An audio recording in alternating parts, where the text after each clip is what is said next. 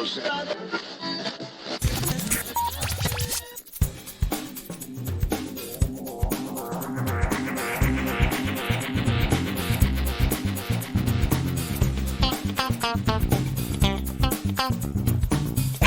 and welcome to a new episode of the Geektown Behind the Scenes podcast. I'm your host Dave Elliott, and this week I'm catching up with the sound team behind Apple TV's epic World War II drama Masters of the Air, with Supervising Sound Editor Jack Whittaker and Re-Recording Mixers Duncan McRae and Michael Minkler. Masters of the Air stars Austin Butler and Callum Turner and follows the incredible true story of the 100th Bomber Group, a B-17 Flying Fortress heavy bomber unit in the US 8th Air Force based in England during World War II. It's the third series in a kind of trilogy from the creative team behind Band of Brothers and The Pacific.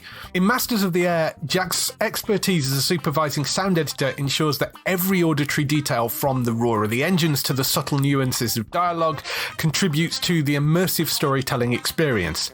Collaborating with Re-Recording Mixers Michael and Duncan, whose mastery lies in blending and enhancing different audio elements, the sound team meticulously crafts a sonic landscape that transports the viewer into the heart of World War II aviation. Their work goes beyond mere technicality, it becomes a narrative force. The rumble of the engines become a heartbeat. The soaring planes echo the bravery of the young pilots. The silence between explosions creates tension that underscores the gravity of their missions. Through their artistry, the sound team add layers of emotion, suspense, and authenticity, enriching the narrative and ensuring that the audience feels the intensity of the story on a visceral level. Jack Whittaker's previous work includes things such as Marvel's Shang-Chi, the Ryan Reynolds movie Free Guy, and the Oscar-winning short War Is Over. Duncan McRae also worked on War Is Over, along with the films One Night in Miami, Hamilton, and John Wick Chapter 3, whilst Mike Minkler's extensive CV includes the original Pacific series, Elvis, which also starred Austin Butler, the Tom Hanks film Greyhound, Quentin Tarantino's Once Upon a Time in Hollywood, Mamma Mia, Dreamgirls, and even goes as far back as Star Wars A New Hope. So the man has a lot of experience.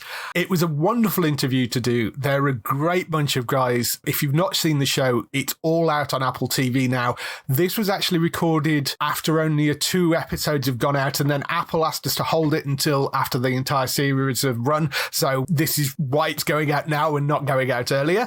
It was a wonderful interview. They're a really nice bunch of people to talk to. There's some really interesting stuff in here about the sound in the show. If you'd like to hear more behind the scenes interviews, don't forget to subscribe wherever you get your podcast by searching for Geektown Radio. This will give you our weekly Geektown Radio podcast, which brings you the latest TV, film, and gaming news. You can also go to the website at geektown.co.uk for daily news stories and all the latest UK and US TV premiere dates. Here's the interview with Masters of the Air sound team Jack Whittaker, Duncan McRae, and Mike Minkler.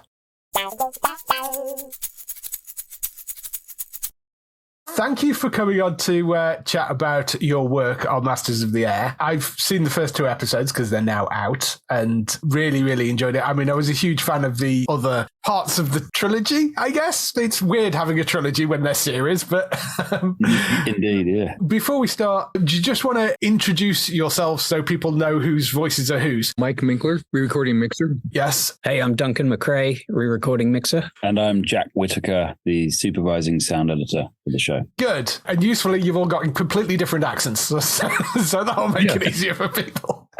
Thank you for that. Start off just explaining what each of your jobs really. So what is the job of the supervising sound editor? Good question. The job of the supervising sound editor is to, we come on at the beginning of sound post, depends where we are and what kind of project it is. We basically start with a blank screen and no sound or sound from the picture department, the work track. And then we build that world out. And my job is tasked to build a crew of creatives that we all work together and design the sound for the movie or the show or whatever that project happens to be, and then get it prepared for mixing. And then at the point when we're ready to take it to the mix, I bring it to the mix, and I work with the re-recording mixers. And the job of a re-recording mixer is, whoever wants to take that. I'll take it. What Jack just explained is the more traditional way of doing sound in post, where the supervising sound editor puts his sound editorial team together, and they go out and collect the sounds and design the sounds and record the sounds, sound effects and dialogue, and prepare them and bring them to the mix. And hopefully it's all going to work. And in this case, though, it was such a large scale. I was brought on very early on as a re-recording mixer and as a supervising sound editor along with Jack, because we wanted to put our heads together right from the beginning and prepare this thing just with as much effort as the actual performance of getting it done, the execution. So it was a very long process of 2 years of preparing what this thing was going to sound like.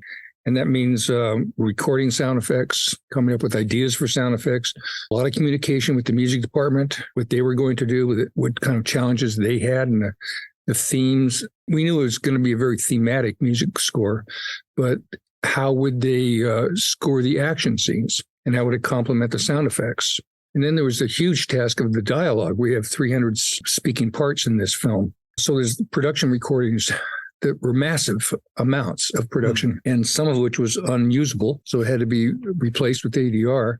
And so that started very early on as well. And that task took over a year of re-recording the main actors and as well as the background actors. Thousands and thousands of loop lines are in this film. Wow. Either as replacements for unusable dialogue because it was noisy, or additional dialogue or different performances. The actors loved coming in to re-perform their scenes because they wanted to give it more heart, more soul, more meaning, a lot of emotion, and work on their accents, work on their delivery. Most all the actors, most of them are British, and they're supposed to be portraying Americans.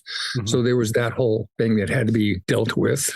But they really also wanted to give it a lot of heart and soul and emotion. So they spent a lot of time redoing their performances and making them better. It wasn't just a matter of cleaning up tracks. It was making performances better. So it was a huge process and undertaking, and that's why it took so long.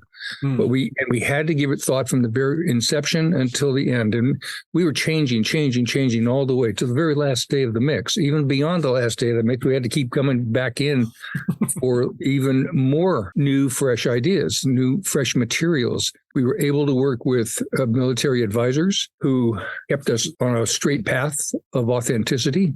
And we were always able to rely on them, communicate with them, and ask them questions right up to the last day of the mix. So it was a wonderful, wonderful building process that never stopped. Wow. It's interesting, particularly with the ADR stuff with this, because ADR, where they're having to resync dialogue, match it up with what they're showing on screen, you've got quite a unique thing with this, because there's large portions of it where you don't see their mouths move because they're wearing masks in the sky. So I'm guessing that makes it slightly easier for them to change the dialogue if they need to. Well, it would seem obvious that it would be easier, but it wasn't necessarily, because if you look at their eyes are speaking. And so you couldn't just throw a line in there and expect it to match. Yeah, of course. It took a lot of work. You mentioned working with the music for this as well. I know Blake Neely did the theme for it, which these days he's probably known quite well for a lot of the Arrowverse DC stuff. But of course, he worked with Michael Kamen and did the theme for the Pacific. He came back to do the theme for this. Was he the composer throughout the whole thing, or were there other people involved in the music side? Blake was the composer for the complete series. He and Gary have worked together, and Mike and Blake and Gary have worked together on Greyhound previously, right, and other pictures. He really has a really good shorthand, right, with Gary. Yeah, and Blake did also work on the Pacific with Hans Zimmer and a couple of other people. Yeah, with this one he was on his own.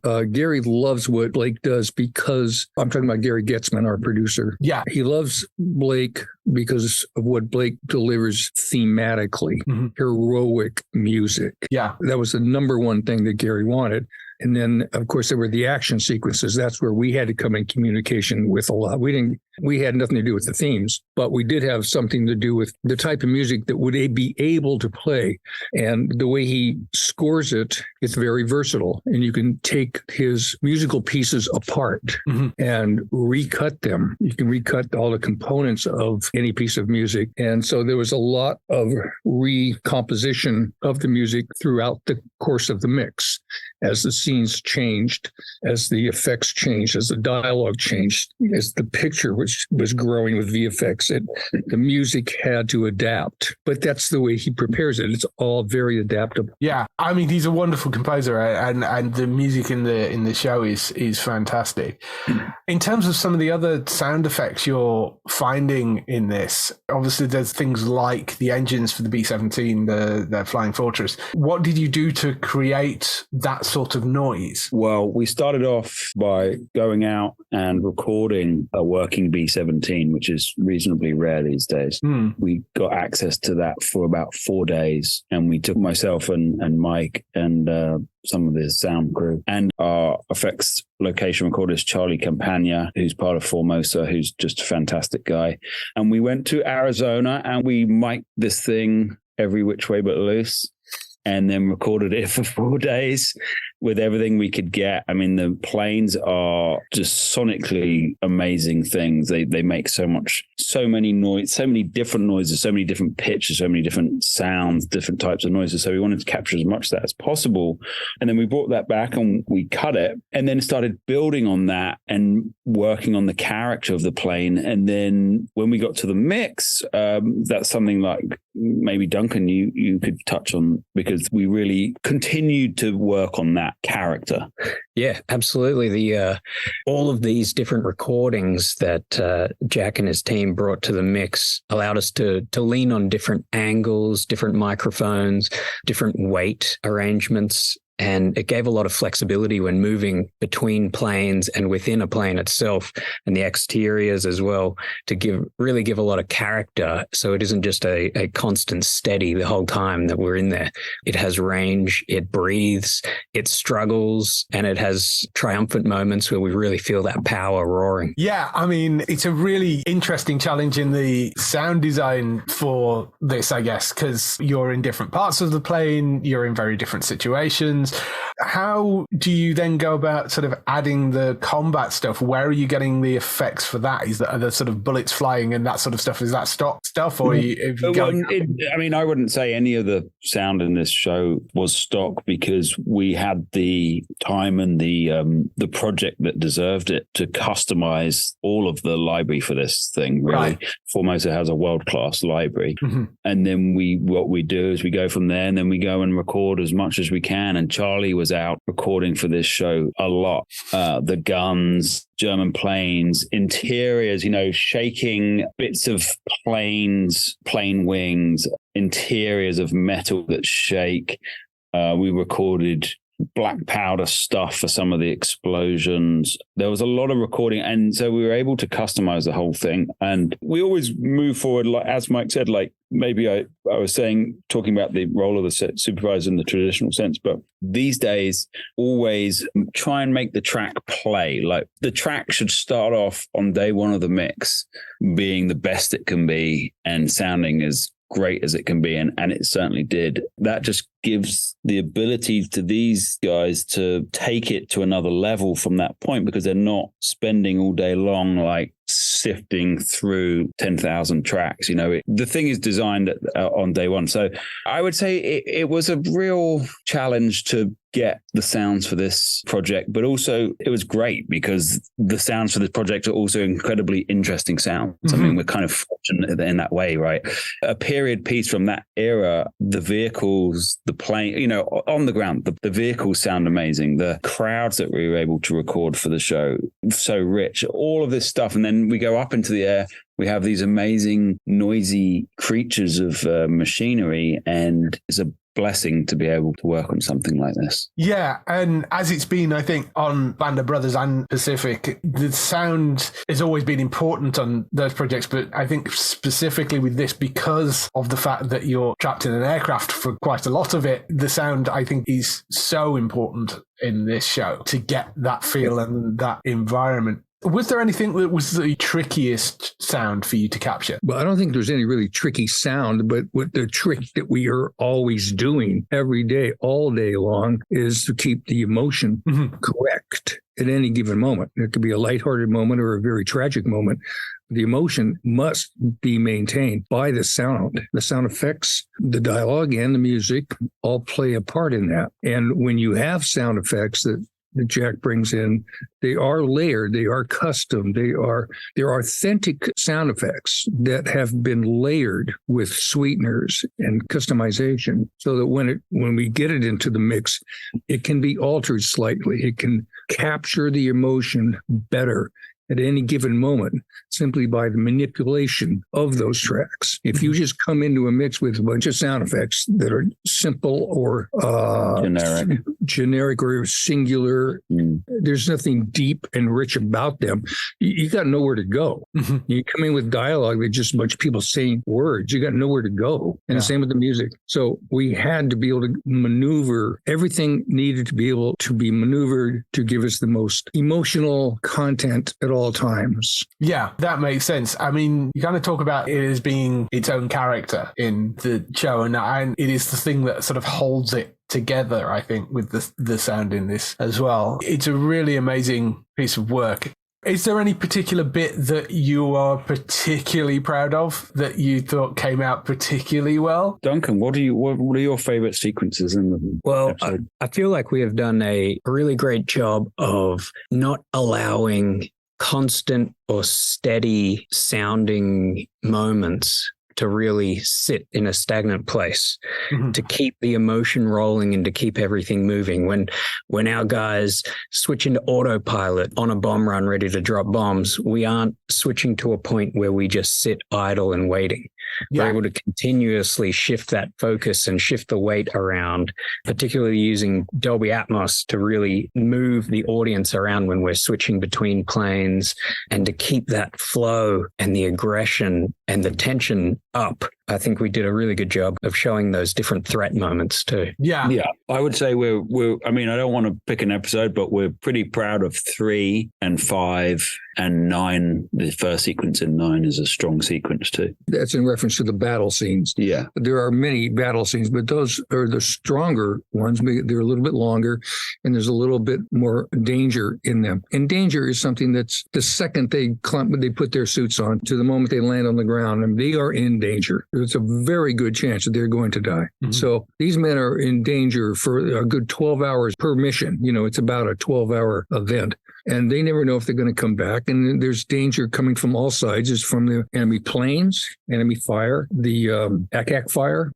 There's the possibility of their own engines quitting on them. There's possibility of their own ordnance going off. And then there's times when they're not even fighting the enemy. They're fighting the weather conditions. They can't see each other in the clouds.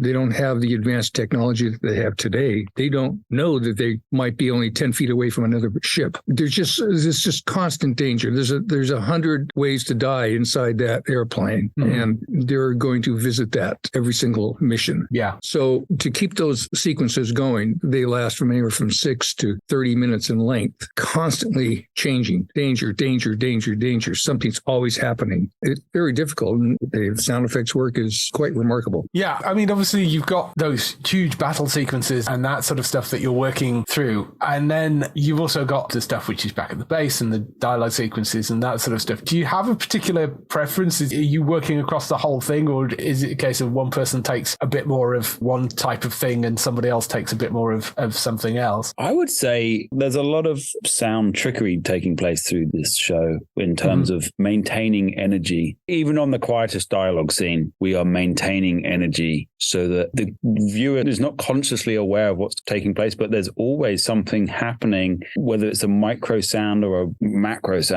It could be the smallest thing to the biggest thing, but there is constantly something keeping the viewer listening that they may not even be aware of. So I would hate to say like, oh, there were air sequences and then dialogue scenes, because I think it would do disjustice to the dialogue scenes, because to me, we love some of the episodes. There's some episodes on the ground too that are just fantastic. And we're really fond of those, all of them, in fact. But it wasn't like action dialogue. It was really a continuous piece of energy. As Mike says, the keeping whatever that emotion is for that scene, for that chapter. That's what we were doing. And that's what actually kind of Gary said on that first spotting session. It's like, I'm not going to tell you need a car there. Let's not talk about the blocks of it. Let's talk about the emotion of it. Storytelling he always talks about storytelling, and something that getting to work with Mike, Mike is all about storytelling, and it's a special thing. It's like it's there on the screen, Yeah. Even the dialogue scenes are so full of emotion, and these guys, they take their breaks from the flights, from their missions, but the missions never leave their mind. So even though they use techniques of distraction to try to keep their minds off of those flights, it never really does leave them. And you feel it in these guys when they're just talking amongst each other, or when they're talking to a girlfriend. You can feel it in their emotion. Their struggles never end. And these men were there for a long period of time. I mean, some men only literally, there's mention in this film about some guys died on their first mission, their first time up. Yeah. And other men made it. A few guys made it to 25, which let them go home. They had the ability to go home. But one guy he did his 25 missions, and he didn't want to go home. And he went on to make 53 missions. That was Rosenthal. Yeah. So every man is there to do his job, but they all do it a little bit differently, and it affects them very differently. Yeah. One thing that I think the show does so wonderfully, and is so beautifully enhanced with the sound, is how rickety and dangerous and how fragile those planes are, and the situations that they're flying through, like you say, can die at any moment. It's a really phenomenal series, and the sound really adds so much to that. A couple of last questions for you, because I know this is sometimes a thing with sound people. Wilhelm's scream, did you sneak one in there at any point? Absolutely not. It was brought up a few times, hey, Jack, come on. No. Jack wouldn't do it. I wouldn't do it. We could have another podcast about the Wilhelm scream some other time. But yeah, there is not one in the show. There is something else, though. There's a McMoyler little gift. We have, yes, not to say there isn't exactly something like that. We have our own Easter eggs in the show for sure. Okay. But maybe more sort of bespoke to this project. Yeah, but we never really wanted to break the mood at any particular time. So we would never do anything silly. Although we do have a couple little things that are personal to a certain number of people, but even they would not laugh, but they would respect it. Yes, excellent. It is one of those things that I occasionally hear it in something and it does pull you out. So whilst I find it fun, it does depend on the project, and I entirely get why. Last couple of questions, and these are the same for everybody that I talk to. What TV shows are you guys watching right now? Great question. At the moment, I'm watching True Detective, the new one. Yes. But he's been talking about The Crown for the last year and a half. The Crown. Who doesn't love The Crown? Yeah. That's the best. What about you, Dunks? Having a good laugh making my way through Righteous Gemstones. Ah, yes. Much beloved. Yes. What about you, Mike? Only Murders in the Building. Oh, fantastic. I'm a lightweight guy. Yeah, that's a beautiful, wonderful, silly series. I adore that show. It's fantastic. And so well made. Oh, yeah. Only Murders in the Building is magnificently made work. It is. It really is. It's funny and beautiful, and I absolutely love it. Lastly, to each of you, if you had the opportunity to work on any TV series, can be either something historic from the past, something present day, or some sort of future genre that maybe you haven't worked in, what would it be? This might be a bit more difficult for Mike because I know he's worked on some brilliant, huge projects. Exactly.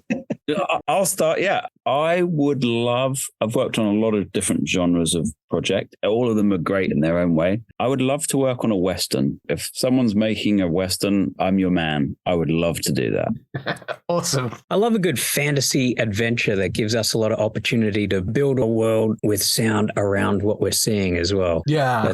That's always always a lot of fun being really creative in that sense. Well, there's a couple of films that I love, and I wished I did work on them, but I don't want to name what they are. I wouldn't necessarily change them, but I said I have thought of, it would have been great to work on that one. But I appreciate other people's work, and over the years, and I love films going back all the way into the 30s. Yeah, I'll watch a black and white film from the 30s any day. I love them. I have so many favorites, I can't really even pinpoint any of them. Awesome. Thank you for spending a little bit of time to chat about the show. I'm really enjoying it. It's out on Apple now, so I hope a lot of other people are watching it, and it's just fantastic. Good luck with whatever you do next as well. It's been lovely talking with you. Thank you so much. Thank you so much. Appreciate it. Thank you. We'll talk to you again soon, mate. Cheers. Thank you.